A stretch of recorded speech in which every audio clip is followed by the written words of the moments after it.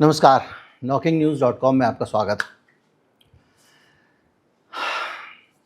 Iran ने फिर से एक नया पत्ता खोल दिया है। पत्ता तो खुला ही हुआ था, लेकिन एक नई ताकत अपनी दिखा दी है। इस ताकत के सामने आने के बाद अब यूरोप के देश तरस जाएंगे तेल के लिए। $100 के एक बैरल से ऊपर जा चुका है तेल इस एक झटके से। इसके अलावा अमेरिका का खजाना खाली होने लग गया है, वॉर के लिए पैसे नहीं हैं। इसके साथ साथ कुछ और तस्वीरें आई हैं जिसमें पता चला है कि जो अमेरिका के ठिकानों पे हमले किए थे उसमें किस तरह से अमेरिका की दुर्गति हुई थी। यानी कुल मिला के एक नया अध्याय, ईरान की जीत का एक नया अध्याय खुल गया है। आज हम इसको समझते हैं। मैं हूं गिरिजेश वशिष्ठ, आप देख रहे हैं नॉकिंग न्यूज़ का यूट्यूब चैनल।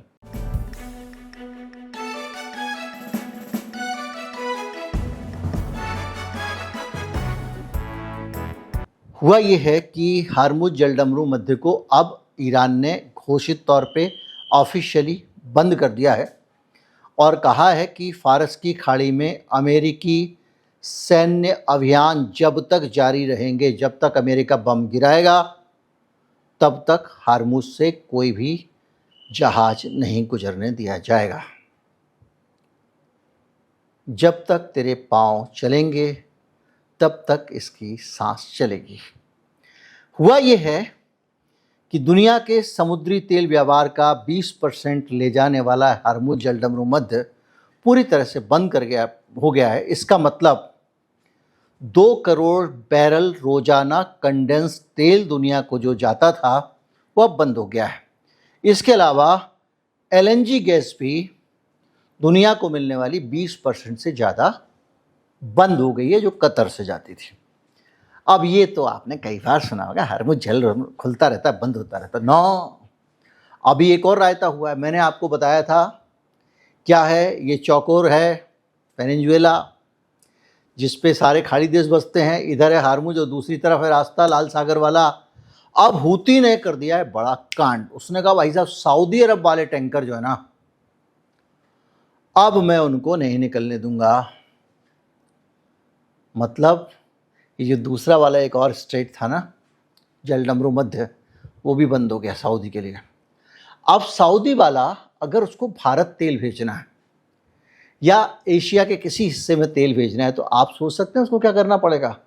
और उसने करना शुरू कर दिया, जहाज उल्टे घुमा दिए लाल सागर में। यानी लाल सागर से जाएगा, उसके बाद स्वेज नहर में जाएगा मिस्र के पास में, उसके बाद भूमध्य सागर में जाएगा, वहाँ से घूमने के बाद पूरे अफ्रीका का चक्कर लगाएगा। अफ्रीका का चक्कर लगाने के बाद किनारे किनारे किनारे किनारे पहिया पहिया चलते हुए फिर पहुंचेगा बावल बंदेर, वहाँ जहाँ से घुसने को मना कर दिया गया है। मतलब ये पूरा अफ्रीका का राउंड मार के वहीं आ जाएगा, जो मतलब समझ लीजिए मुश्किल से 25 किलोमीटर का रास्ता था। अब वहाँ पहुँचने के लिए 15,000 किलोमीटर, हम लोग किलोमीटर की भाषा समझते हैं तो वही ठीक है, नॉटिकल माइल का कोई मतलब नहीं है। 15,000 किलोमीटर ट्रैवल करके सऊदी के जहाज आएंगे। आपको याद होगा मैंने बताया था कि सऊदी अरब की एक तेल पाइपलाइन भी है और वो तेल पाइपलाइन भी अब बेकार हो गई, क्योंकि तेल पाइपलाइन से भी जो तेल आएगा उसको भी अफ्रीका का राउंड मार के आना पड़ेगा। किसने कर दिया? हूती ने कांड कर दिया। यानी इधर का रास्ता हूती ने बंद कर दिया, इधर का रास्ता ईरान ने बंद कर दिया। अब बोलो अमेरिका। इसका मतलब ये है कि तेल का जो पूरा रूट अब बंद हो चुका है अरब देशों का, और ख़ास तौर पे सऊदी अरेबिया का। सऊदी अरेबिया का इसलिए इम्पॉर्टेंट है कि अभी तक हार्मुज बंद होने से बाकी देशों की सप्लाई तो बंद हो गई थी। सऊदी अरब जो है वो अपना काम इधर से कर लेता था, पाइपलाइन के ज़रिए ले जाके और लाल सागर से। अब हूती ने लाल सागर से उसी को बंद कर दिया, तू नहीं जाएगा। अब क्या हुआ? भयंकर बवाल मचा हुआ। 10वें दिन भी अमेरिका ने हमले किए हैं और उसका कहना है कि उसने सैन्य command centre, ballistic missile launch site, drone ठिकाने, नौसैनिक क्षमताएं और एयर डिफेंस सिस्टम को निशाना बनाया है। कह देते हैं हमने बनाया है, आज तक सबूत नहीं दिया इन्होंने। जब से हुआ है ईरान हर चीज़ का सबूत देता है। ईरान ने जो हमले किए हैं उन हमलों के मुताबिक कुवैत में अर्ली वार्निंग राडार और मिसाइल डिफेंस सिस्टम नष्ट कर दिया गया है। अब ज़्यादा ध्यान इस बात पे है, मुझे ऐसा लगता है ईरान का, कि बेटा तुम्हारा कम्युनिकेशन ही ख़त्म, ना कम्युनिकेशन रहेगा, ना तुम संदेश भेज पाओगे, ना संदेश ले पाओगे, ना कुछ बिगाड़ पाओगे, ना लड़ पाओगे। मतलब सरल भाषा में आपने आँख और कान फोड़ दिए, अब चला ले बेटा तलवार। ईरान ने बहुत सही तरीका चुना कि इनकी आंखें फोड़ो, तो वो चुन चुन के कर रहा है। और जो एयरबेस है जॉर्डन वाला, मुवाफ़क़ अल साल्ती, वहाँ की अब साफ हाई रिजोल्यूशन सेटेलाइट तस्वीरें आ गई हैं। सैनिकों के बड़े सारे जो आराम करने की जगह थी वो पूरी की पूरी, उसमें से बड़ा हिस्सा उड़ गया है। तस्वीरें आप स्क्रीन पे देख रहे होंगे। और सीरिया के पास अमेरिकी बेस का एक टावर 22 था और उसको भी बुरी तरह से नुकसान पहुंचा है। सेटेलाइट तस्वीरें आप देख सकते हैं। इसके अलावा इराक के अंदर अमेरिकन कॉन्सुलेट, अब कॉन्सुलेट क्या होता है, वाणिज्य दूतावास, जैसे मुंबई में अमेरिकन कॉन्सुलेट, उसके पास ब्लास्ट हुआ है। अमेरिका बता नहीं पा रहा कितना नुकसान हुआ है। वो बेचारे ऐसी टेंशन में, लोगों को पता लग जाएगा अमेरिका में, तुम मारेंगे पकड़ के, तुम करने क्या गए थे, तो बता नहीं रहा। कल मैंने आपको बताया था कि न्यूयॉर्क टाइम्स की उससे क्या रिपोर्ट आई है। कुवैत में बहुत सारा धुआं उड़ता हुआ देखा गया, कुछ तस्वीरें आई हैं, और जावेर एयरबेस पर हमले से जोड़कर इस धुएं को देखा जा रहा है। अभी पक्का नहीं है। इस बीच में हमास की भी नई लीडरशिप आ गई है और जो नया पॉलिटिकल चीफ है उसने जो बयान दिया है उसमें एक लाइन है, वी डोंट फियर मार्टिडम, हम शहादत से नहीं डरते। और उन्होंने कहा कि वो प्रतिरोध को पूरा समर्थन देंगे। यानी हमास का नया चीफ आया और वो अब ईरान के साथ खड़ा है।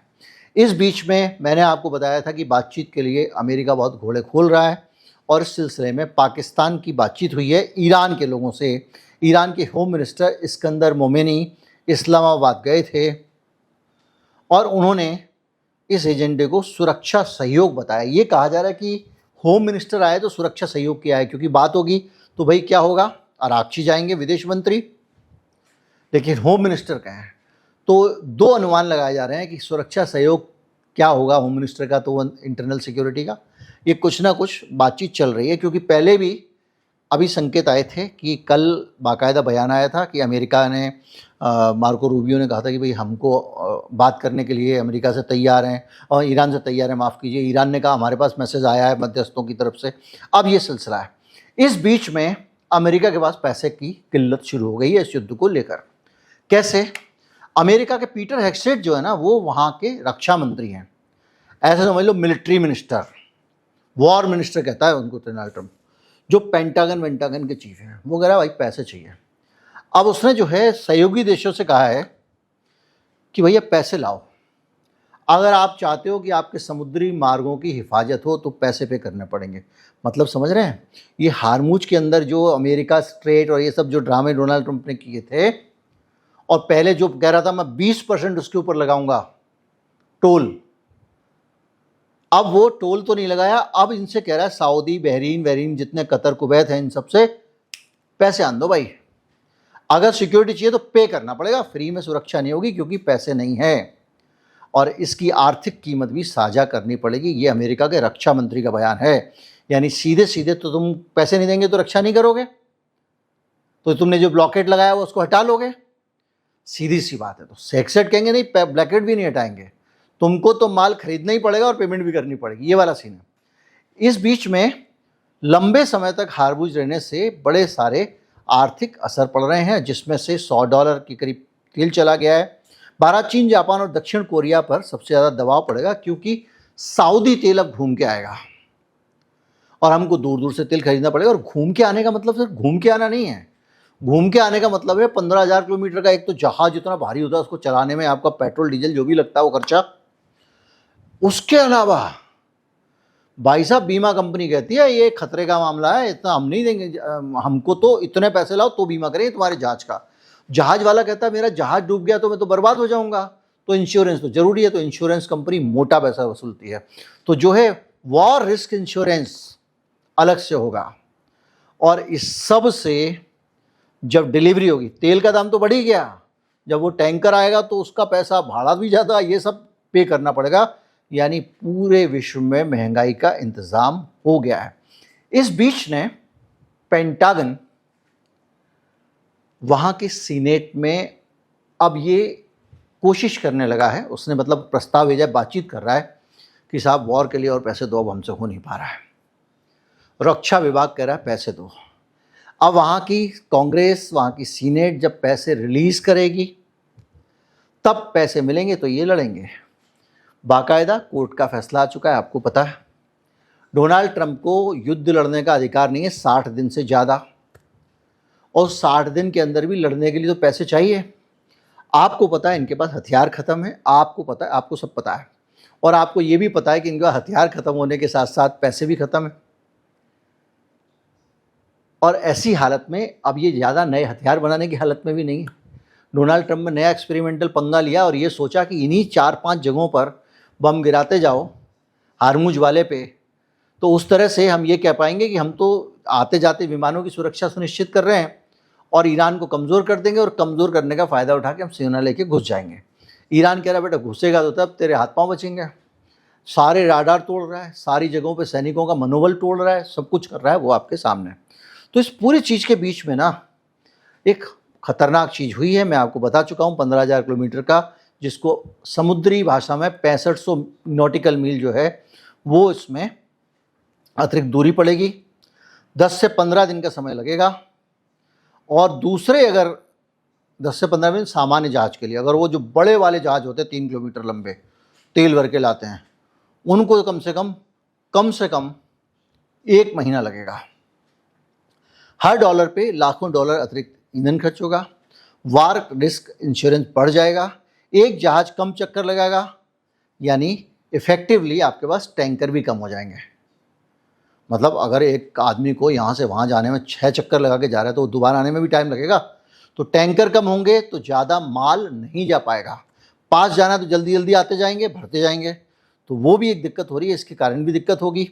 और जो मैंने आपको बताया कि ईस्ट वेस्ट पाइपलाइन जो थी, जो यानबू इलाके में जाती थी, यानी हार्मुज जलडमरू मध्य के किनारे के आसपास जो रिफाइनरीज थी या जो कुएं थे तेल के सऊदी के, वहाँ से दूसरी तरफ लाल सागर तक वो पाइपलाइन से भेजता था।